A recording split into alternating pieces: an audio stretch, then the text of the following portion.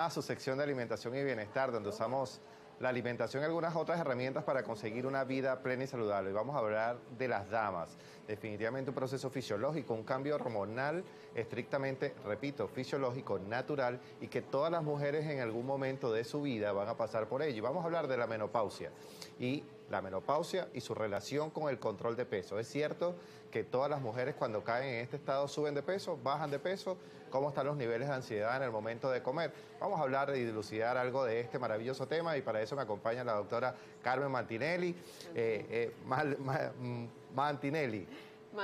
Mantellini, la doctora Carmen Mantellini, médico ginecólogo, para hablar de este maravilloso tema. Bienvenida a la Tisana y bienvenida a Alimentación y Bienestar. Gracias, como siempre, Domingo. Bueno, definitivamente sí, se sabe que la caída de estrógenos está relacionada con un aumento de peso, y lo ves que incluso hay un aumento de la grasa visceral, es donde básicamente vemos el peso, donde todas nos reímos y nos burlamos y que bueno, tengo un Pirelli, tengo un caucho que antes no tenía. Correcto. Y que me cuesta muchísimo perder. Y entonces definitivamente sí hay está una incidencia relacionado. Importante. Claro yo quiero sí. primero que me digas qué es la menopausia. Muchísimas personas saben o conocen o piensan inclusive que el término fisiológico es el cese del periodo menstrual. Pero básicamente, ¿qué es? Es decir, ¿cómo podemos definirlo clínicamente y en qué edad suele aparecer? Y además hay un periodo refractario que es súper interesante desde el punto de vista metabólico y hormonal, que es la perimenopausia.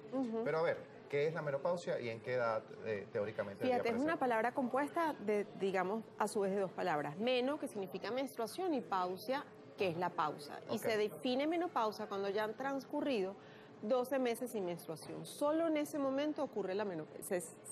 Se dice que una paciente está en menopausia. Tiene que pasar 12 meses exactamente sin sangrado genital, correctamente. El periodo que rodea ese tiempo de 12 meses es la perimenopausia, como lo dice peri, ¿no? Alrededor de la menopausia. La menopausia se considera normal en un periodo desde los 45 a los 55 años, con un promedio alrededor de los 50 a 51 años. Se habla de menopausia temprana cuando ocurre entre los 40 y los 45, y precoz cuando ocurre antes de los 40 años. Antes de los 40 años. A ver, mucho sabemos a lo mejor y hemos escuchado de otras personas y de mujeres sobre todo el tema de los síntomas. Es decir, las sensaciones de ahogo, de fatiga, de aumento de la temperatura corporal, los llamados sofocones. Es decir, ¿cómo podemos identificarlo? Más allá de esa irregularidad del ciclo menstrual, ¿cómo nuestras damas pueden identificarlo de una manera quizás un poco más precisa? Mira, el síntoma cardinal, por llamarlo así, es como lo nombrabas, los sofocones, el calorón. Es esa paciente que empieza a preguntar, ¿está haciendo calor o soy yo que estoy teniendo un calorón? Es la típica pregunta entre las amigas, incluso con los colegas en el trabajo, ¿no? ¿Realmente está haciendo calor o no? Y te ríes porque esa es la pregunta habitual, y es el síntoma que está presente en casi 8 de cada 10 mujeres que se van acercando a la menopausia. Nosotras podemos tener un periodo con calorones y luego desaparecen, porque ese periodo que se acerca a la menopausia, el ovario puede una vez trabajar, otra vez dejar de trabajar, y entonces el calorón aparece, desaparece, y como que no me queda claro si realmente hacía calor o estaba... Exactamente. Otro síntoma habitual pueden ser los cambios de ánimo, la alteración del sueño. Y no sabemos qué es primero, si la ansiedad y la irritabilidad, o la alteración del sueño, que me va a producir obviamente agotamiento, fatiga, irritabilidad. O sea, fíjate que eso me lleva a la siguiente pregunta, que es esa falta de carga estrogénica, y siendo los estrógenos quizás la barrera natural para los depósitos de grasa corporal, de allí que venga la incidencia del aumento de peso de manera prácticamente directa con el cese del periodo del ciclo menstrual. Pero también, fíjate que tú acabas de mencionar, entre toda esa sintomatología o esas sensaciones, el tema de la temperatura, el tema de la ansiedad, de la irritabilidad, de la falta de sueño, que definitivamente pueden transgredir en ese hábito alimentario. Totalmente. ¿Por qué subimos de peso? ¿Por qué suben de peso las mujeres? ¿Por la carga estrogénica o por todas las anteriores?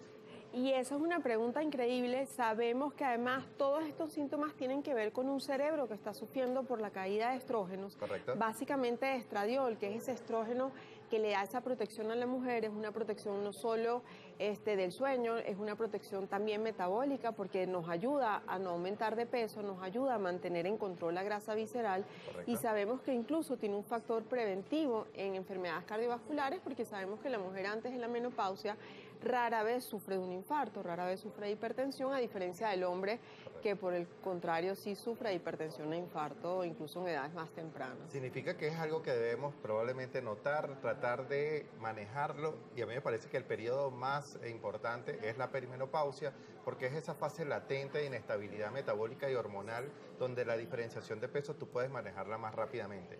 Así ¿Existe es. una alimentación ideal? ¿Existe una indicación de vitaminas y minerales que nosotros o que ustedes, los ginecólogos, le hagan a sus pacientes durante este periodo?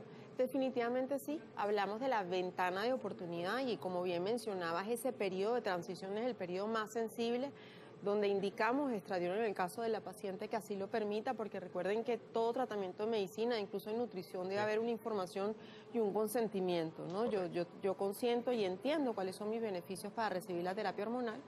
Y entonces en esa ventana de oportunidad, Domingo, pues vamos a lograr los mejores cambios. Tú bien mencionabas de que la alteración en el sueño puede afectar también mis hábitos alimenticios totalmente. Y está relacionada las alteraciones del sueño con obesidad como factor de riesgo. Y viceversa, al final no sabemos nunca qué da primero el huevo o la gallina. Y definitivamente debemos hacer una intervención siempre de la mano del nutricionista. ¿Por qué? Porque muchas veces en ese momento es que nos damos cuenta lo difícil que se nos hace perder peso. Entender incluso el alcohol, el papel del alcohol en las alteraciones del apetito, el papel del alcohol en ese aumento de peso y en mi riesgo para otras enfermedades. Sin duda. Entonces hay que realizar un acompañamiento médico de la mano de otros especialistas, como en este caso del nutricionista, y de otras especialidades en el caso que haga falta. ¿Qué tan importante, más allá de una alimentación equilibrada, quizás ponderada en razón de esas necesidades bioenergéticas individuales, donde intentas entender ese peso corporal de la paciente, pero además sus hábitos nutricionales y alimentarios? ¿Qué tan importante además es manejar su cuerpo, manejar el tema de crecimiento de su capacidad muscular, todo este tipo de cosas con la actividad física? ¿Se indica actividad física y hasta qué punto es importante? Mira, es una recomendación para todos los que nos estén viendo en este momento. He sabido que con el aumento de la edad también perdemos músculo si no hacemos nada para detenerlo. Y más en la menopausia, ¿por qué? Porque la pérdida de estrógeno en aquella mujer que no desea terapia hormonal va a condicionar también una pérdida de masa muscular, una pérdida de densidad mineral en sus huesos. Y el ejercicio nos va a ayudar entonces a detener esa pérdida de masa muscular. Atenuar esa situación. Y qué mejor que esa atracción, que esa resistencia muscular como estímulo para que el hueso se mantenga saludable. Y eso se lo trato de transmitir a mi paciente. No es ir a caminar solamente. Debe acompañarse de ejercicios de resistencia y sin una alimentación que acompañe este requerimiento, probablemente el objetivo no se alcance adecuadamente. Fíjate que sabemos que es un proceso fisiológico, que es un proceso natural, bien lo explicaste en qué grupos etarios ocurre o aparece. ¿Existen alternativas y tratamientos a hacerte más sobrellevadero esta situación? Es decir, hay formas de manejarlo médicamente para que el tema de los sofocos disminuya, para que podamos regular el sueño, para que todas estas sensaciones incómodas, que sabemos que son transitorias, pero estrictamente necesarias, pues puedan ser más sobrellevaderas. Claro, además que es transitoria en algunas, no en todas, y 2 de cada 10 mujeres va a tener síntomas que definitivamente van a afectar su calidad de vida, que no le van a permitir concentrarse, continuar con sus actividades, dormir. Y entonces es una paciente que no puede continuar a hacer la vida en la que estaba acostumbrada. Contamos con terapia hormonal de reemplazo, que es el estradiol, que es la misma hormona que deja de producir el ovario, la progesterona, que en algunas pacientes aún no teniendo útero tiene también una ventana de beneficio, e incluso ya las sociedades internacionales recomiendan a aquella paciente donde se identifica que le hace falta, y en esa paciente que tuvo una menopausia precoz, que te mencionaba esa paciente que entra en menopausia a los 40 años, o esa paciente que por alguna razón médica tiene que sufrir remoción de sus ovarios, en esa paciente está identificado el beneficio de la testosterona en la terapia hormonal. Excelente. Carmen, tus recomendaciones finales y tus redes sociales para todos quienes te ven en casa y que por supuesto quieran acudir no solamente a tus atenciones, sino a tus cuidados y tus consejos a través de las redes sociales. Claro que sí, yo estoy en Twitter y en X como @DRA Mantelini con doble L. Mi recomendación final para todas es que la menopausia no es una sentencia, tú puedes acompañar y mantener una vida saludable con acompañamiento médico. Yo creo que debes consultar. Extraordinario tema que estoy seguro que tendríamos toda la mañana para dilucidar, porque sé que quedaron muchísimas dudas, pero allí tienen las redes sociales de la doctora. Recuerde que aquí puede seguirme por @Domingo Porra.